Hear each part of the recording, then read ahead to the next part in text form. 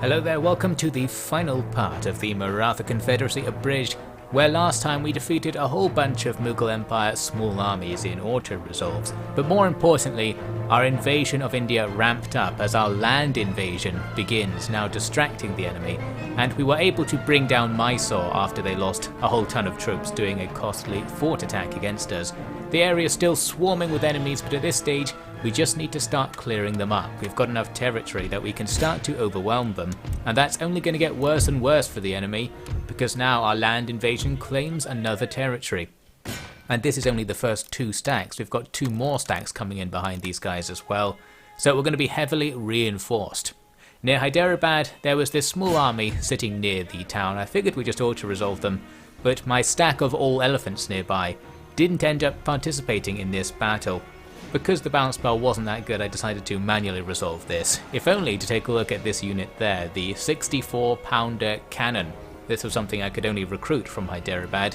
I'm guessing it has a super high level artillery building. Really, it's just a big cannon. I'm guessing it's going to be more useful for siege attacks, because right here, it just shoots some cannonballs and they miss, same as any other artillery unit. So anyway, we fire at them for a bit, that'll make them run at us, and then we'll start killing them. I've got some light infantry, another rarely used unit. We've used them a couple of times, but here's the first time using them as light infantry, putting them in a loose formation, skirmishing in front of the line. Doesn't go very well, because the enemy cav charge them, the gunnery doesn't do much to stop the cav charge, and that's that. Now the light infantry are in big trouble. At least we can go in behind them with the Sipahis there to take out the enemy cav. Meanwhile, across the field, a good old-fashioned cav charge into the front of everything starts to get going, with various units all separated and various death blobs going after them. Over here we see another unit we haven't seen before, the Gurkhas. I'm guessing they're a good melee unit. Not good enough to resist being charged all over the place though, by the looks of things. It was a nice charge where we're chasing some levies, and the charge ends up pushing them into an existing melee. So it's not just a charge, it's a sandwich, a rear attack, a frontal attack, or whatever attack. Those trash are going to get eaten up, perhaps literally by the horses. And really that's the end of this battle, just need to run around and rout a couple of things. There's the result. Easy peasy. With them out of the way, this clears a route for us to go north to that settlement up there, so we go there in the same turn, and this place surrenders. Our grip is beginning to tighten now. The Mughals are running out of options because they're just losing all of their territory, and you can see that evidenced up here. We've got a spy by their capital, and he can tell us the place is bankrupt. They're getting towards rebellion because of the bankruptcy. It's also destroying their economy. So this means they can't be recruiting new units at this point. We've got them on the back foot, we just have to kill what they have left, and that will be the end of their faction, pretty much. Although we'll need to keep taking territory, because once we kill these guys, they'll stop being bankrupt. So need to do it in the right order. That means for now, we do nothing and just leave them standing there. Had to finish this off from the last part. We pretty much captured Calcutta, now we've actually captured it. That's even more money taken away from the enemy. Easy stuff for us, and this army can now move to the southwest. There's another region nearby to capture. I can also grab this capture north of our old capital. Just going to spam stuff in there. This was a tiny bit risky because there's enough Mughal stuff left they might go and take the capital I'm abandoning. But you can see I'm leaving some stuff behind just in case something like that happens. So let's see what the Mughals do with their turn. They are actually going to make an attack, although they're going to the southeast towards the same place the Mysore tried to attack previously. Only this time, the army we have inside is still damaged from that previous battle, so the balance bar is actually looking pretty good for them.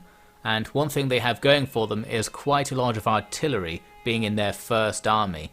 So this gives them a chance to take our fort down a notch. Luckily enough, the Dark Artillery Lord saves us again. The enemy set up their artillery behind a little rise, meaning they're not going to be all that threatening. They're just blasting away at the ground, killing their own troops, the usual stuff. So the curse of Empire Total War strikes. Looks like we're not going to have breaches to defend, making this way easier for us. For now, we're not seeing very much effort going into making attacks. It looks like they're trying to walk their army around to the other side of the fort, so that's fine by me. We'll grab some free kills along the way. Plus my Cav can charge in to take out their leading unit, and that guy really hams up his death. He was trying to get out of there. Anyway, they're dead, and now I'm going to send Cav around the other side of the field to also attack their artillery once everything moved out the way.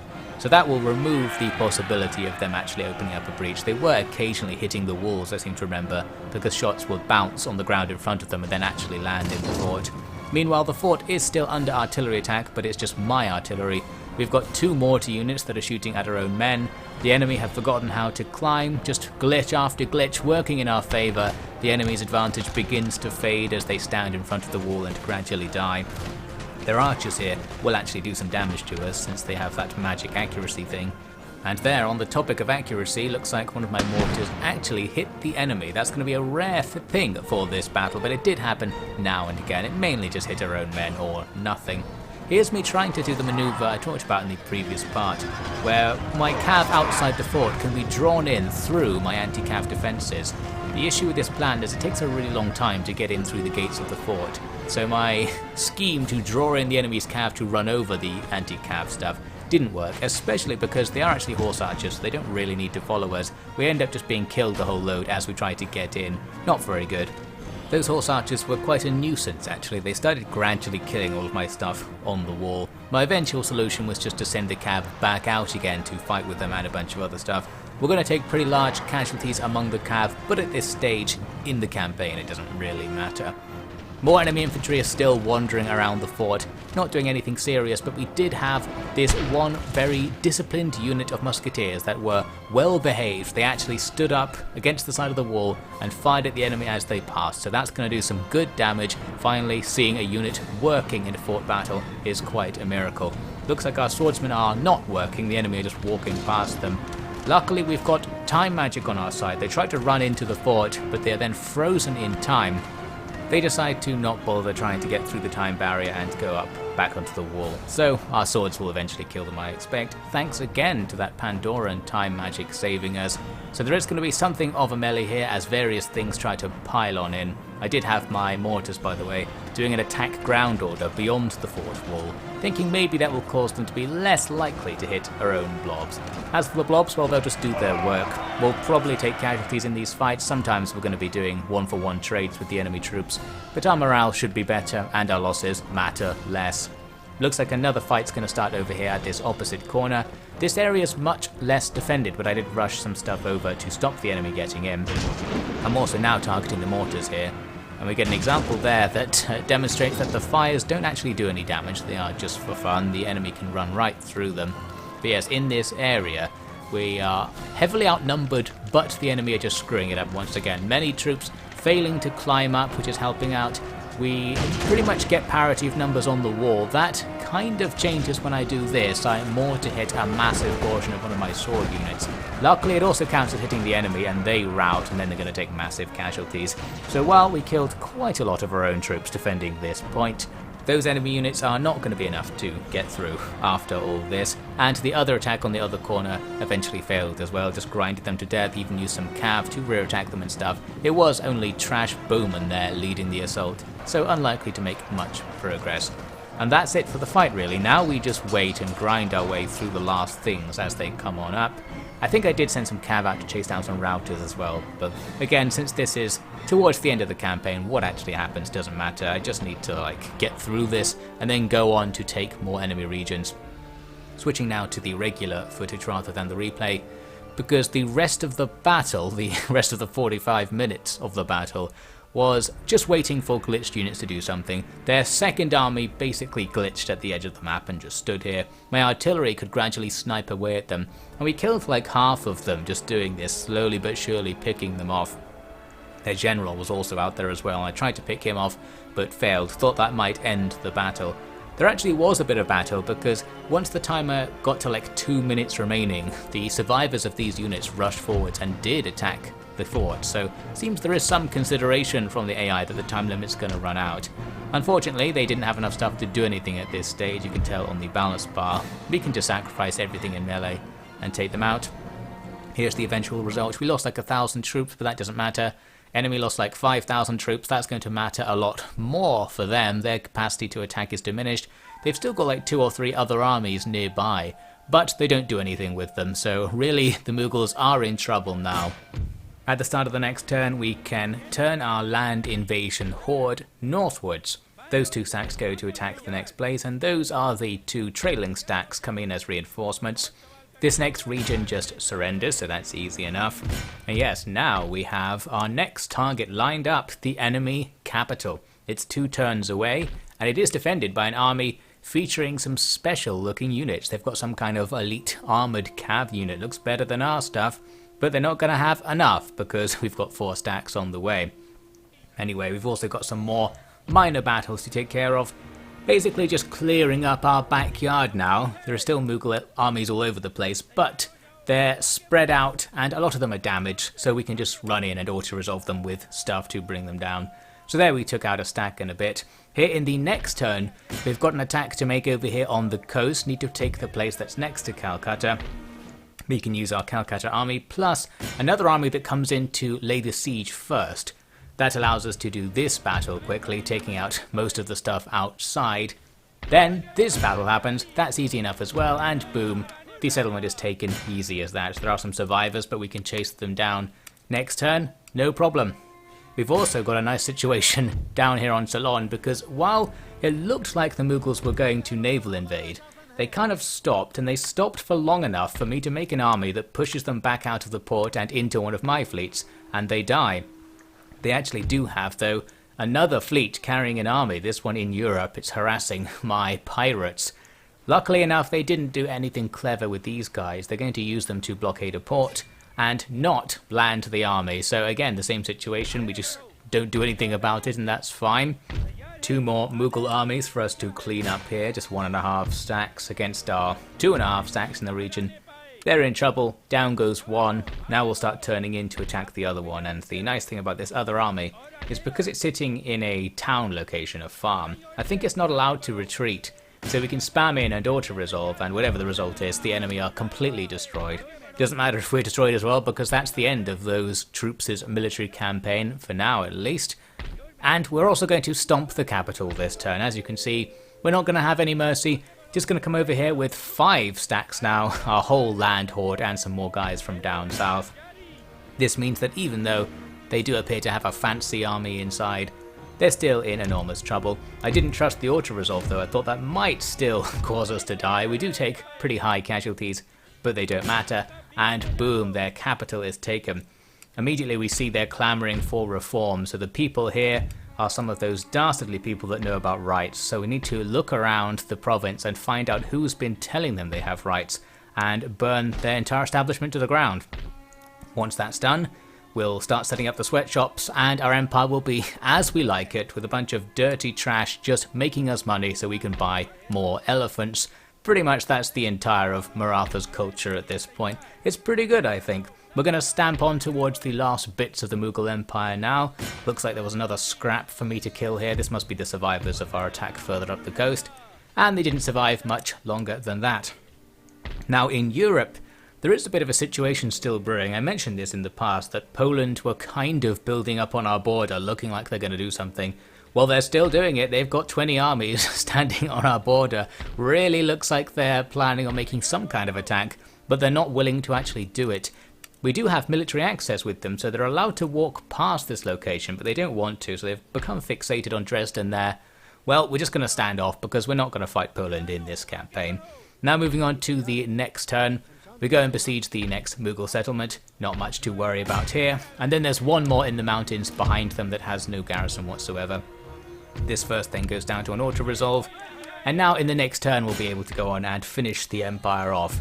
But before we do that, we're going to have a naval battle, just for fun really. I sent a fleet to go and take out those guys who were pointlessly blockading our ports in England.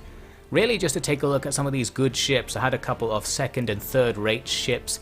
We don't quite have the biggest ships, the first rates, but this is a fun enough fleet to use, and it should be more than enough to take out the enemy's fleet. So I figured, let's just go in and see some stuff getting blown up. And here we are. We're circling around the enemy's line with the plan of going right through it to shoot on both broadsides. And now we wait and hope that our superior firepower gives us victory without actually doing any tactics. People mentioned in the comments you could do things like shooting their masts off with the chain shot and then they'll just easily surrender and things like that.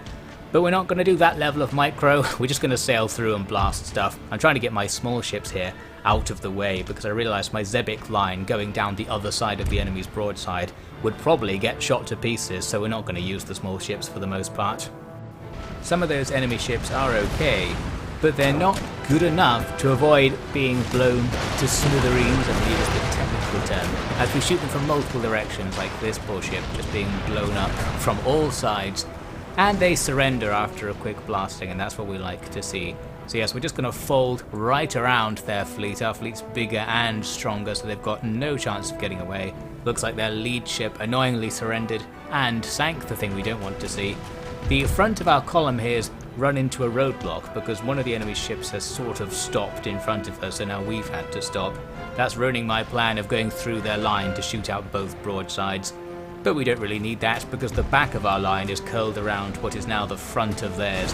So we're going to be shooting them with a lot of guns. And I also think that the big ships are more accurate. I'm not sure. But at least in theory a large ship is rocking about less, so it can shoot more accurately and at longer range. Not sure if that's actually modelled in the game in any way. Maybe it is. So yes, now the back of our line is sailing through what remains of the enemy line, and our small ships are curving in as well for a bit of the action, doing some very awkward orders there. Hard to get ships to turn around when they're sailing against the wind and stuff. I don't really know how it works. This ship's trying to get away, which is outrageous because technically any ship getting away can carry the enemy's army out of this battle. Luckily, they don't. And finally the small ships take a few volleys, realise they're in trouble here and also surrender. Bringing this fight to an end, the entire enemy fleet is sent to the bottom. Well, actually all the surrendered ones are sent into our ranks, where we'll repair them and just have more ships. Not that we need them at this stage, because I'm just going to abandon the campaign in a minute. First, we need to take out the final Mughal Empire town. That happens easily enough, and we get the confirmation on the left that the Mughal Empire has been destroyed. We've kind of won the campaign. However, we don't have one of our victory regions. That is the one currently owned by the United States, for some reason, right in the middle of India. So to actually meet the conditions, we need to do something about that. One option would be to declare war on them, but I couldn't be bothered. We can do this a different way. We'll try and buy it off them. So I went into negotiations. They wouldn't really accept any amount of money for it, but if I offered to give them Sardinia and 50 grand, then they're interested. That's a pretty good trade from their perspective, because Sardinia is actually worth more money than this malware place. Anyway, the trade goes ahead, and there we go, it says campaign 1, very little fanfare. It mentions something like we have to wait until the end of the time limit or something to technically win. Not quite sure what's up with that, so maybe only when the campaign time limit is over does it decide who the winner is, and we have to just maintain the victory conditions. We're not going to do that, obviously. Let's just say that we won. We've got all the victory regions, and like double the amount of actual regions we need to capture to meet the conditions. Our prestige is looking pretty good. We are the most prestigious faction with a lot of naval prestige in particular for some reason. I guess our ships are very big these days. And Poland are second place, probably from their gigantic army that we know they have, but don't need to worry about that. I waited another turn in case anything happened in terms of it telling you you've won the campaign, but not really. So all that's left to do is just look at what we've achieved. There's India, now pretty much under our control. We have the neighbours of the Iroquois Confederacy and Persia, things we could go and invade if we wanted to take more territory pretty easily in that area. In Europe, we of course control a lot of stuff. Western and Central Europe is ours. We've got a tiny bit of Africa. And of course we have all of the steppes out east, old Russia. We're allied to the Ottomans and Poland, so it's a very secure setup here. We're allied to Sweden as well. Pretty much Europe's at peace. They're going to have a Pax Maratha right here. Although it does appear that Poland are up to something, of course. We're going to ignore that. I'm guessing because we have really good relations or something, the AI just can't bring itself to declare war even though it wants to, so no war is happening. But if there was to be a war, we're so rich right now, making like 60 grand a turn, we can just spit out 5 extra stacks of Sipahis or something, well 10 extra stacks if we want, and just challenge them even without really bringing back forces from other theatres. So I'm sure we'd be fine as long as the peace holds out a bit longer. We could defeat that army just to make things look a bit safer. Then there's the Americas, where we do also have a tiny presence. We've got a couple of random towns. Here there's plenty of potential, because a lot of the Americas are controlled either by pirates or by rebels, places we can just freely attack, no diplomacy required or anything like that. So we could conquer most of the Caribbean and get the rest of South America, as it is on the map anyway, the bits we're allowed to go into. As for North America, well, the United States controls quite a lot of it. I think they might have manifested their destiny a bit, because they've taken more stuff than they had at the start, although they've left some of the tribes behind. So we could declare war on the US in order to get total dominance, or we could leave them like Poland or the Ottomans, just have a bloc that will eternally be allied to us, and they know they can't do anything against us anyway. So that's all good. Our world domination is inevitable at this stage. I wanted to take a quick look at the research tree to see how far we got in the end. Didn't actually get everything. We slowed down towards the end because they kept burning down universities, which doesn't help, and a lot of them are left in derelict condition as well, to avoid public order issues. We did, though, get all of the intellectual ones, the philosophy ones, including abolition of slavery. I doubt many of the other nations have that, so there we go. We've got the moral high ground. You won't be enslaved in the Maratha Confederacy, although you will be rounded up and used as elephant/horse food. But that's just not what we're calling slavery, so it's fine. Wanted to see what our richest region was, and it is Muscovy, followed by France and England, so basically some capitals of the old major factions. Makes sense. Now all that money is going to our coffers to be spent either killing people or feeding elephants. As I said, that's about it. We do have one project we could do in the law. We could try and convert everyone to Hinduism. I have actually got quite a lot of England converted over, bits of Scotland, Ireland, Spain and France as well, where I bothered to put down the ashrams and the agents. But usually places are just whatever religion they had when we conquered them, so we could very slowly do that. In the game there's really no particular advantage to doing it, so we can just leave them be. And that is the end of that. To conclude the campaign, we're going to go back to our capital at London and replace Parliament with this nice looking palace instead for our Queen. And that will be that. Need to make sure there's no vestiges of any sort of democracy left behind so we can continue our absolute monarchy. I feel like it will continue on forever. Very happily. Well, happily for some. At least don't tell the trashists. So that is the end of this campaign. Thank you very much for watching it. Coming up next is, well, I don't know actually. I'm going to do another vote video where you get the chance to vote between various options. So watch out for that coming out on the channel extremely soon. And if for some stupid reason you're not subscribed, you better subscribe now so that you see it. And we'll decide what to do next from a bunch of options, which I'll briefly explain in that video. For now then, thank you very much for joining me here in Empire Total War. I feel like if we play Empire again, it'll probably be with some different mods. People were saying that there are lots of other mods that are much better than Darthmod these days. And yeah, I bet there are, so we'll check them out. Might do Napoleon as well, a very similar sort of game at some point. Well, go to the vote and start voicing your opinions once it's there. Thanks again for watching. I'll see you in something else.